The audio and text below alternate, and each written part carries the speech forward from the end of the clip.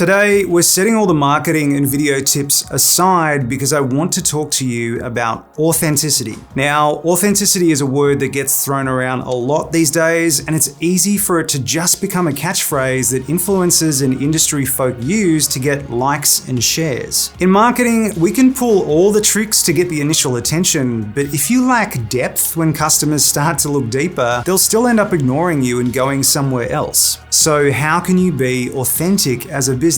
Let's start with being transparent. We live in an age where the veil of secrecy on business practices has been lifted. Customers expect businesses to be fully visible in how they operate, whether it's ethically sourced materials or the positive impact a company is having on the environment or even the lives of their workers. Customers want to know that they are spending their hard-earned money on products or services that contribute positively to the world around them. And this isn't just for the billion-dollar industries, it also applies to small businesses as well. Look, customers are extremely savvy these days, and if they sense a company is either covering something up or has a hidden agenda, boy oh boy, they are not going to shy away from writing you an essay on social media and tagging all their friends about it. So how do we tackle this? What does authenticity look like on a daily basis? To answer this, you need to think about what drives your business. What problem in the world does your business solve, and how does it make your customers' lives better? Now, go one step further. How does your business improve the world, or at least change someone's world? It's not just enough these days to create a product or a service. Businesses are here to help individuals, collectives, and the greater world to become better versions of themselves. Authentic businesses are always going for transformation,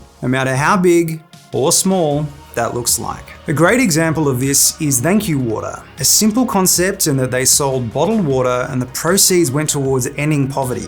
Amazing, right? Well, in August 2020, the Thank You brand decided to end Thank You Water as a product because of an even bigger motivation: fighting climate change. In their best efforts to solve one important problem, they realized they were creating another through the copious amounts of plastic they use for their water bottles. And this is the crux of authenticity: being able to open up about being wrong, or that as a business you're contributing to a really big problem and need to change what you're doing. Going even deeper, it's about vulnerability and accepting responsibility. One of the worst things you can do as a business is pretend that you're always right or that you never make mistakes. Whether you're an entrepreneur who's the face of their business or you're a CEO that is hired to run a business, being authentic means you celebrate your wins but also communicate and own your failures. Authenticity is about being honest with your customers and respecting their intelligence. It's not about constantly trying to paint a picture of how successful and perfect you are.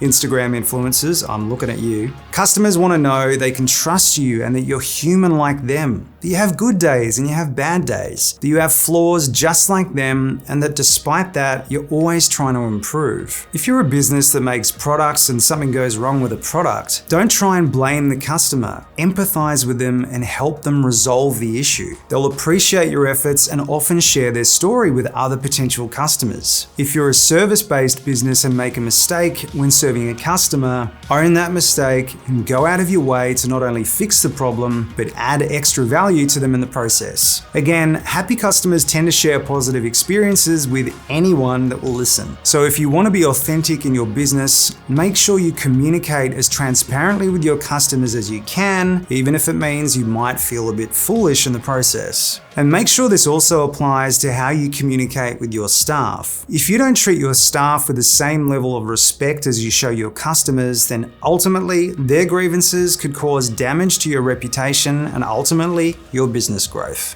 I hope you found this video helpful, and if you want to see more of these types of videos, please make sure to let us know in the comments below. Thanks for watching, and here's to being authentic.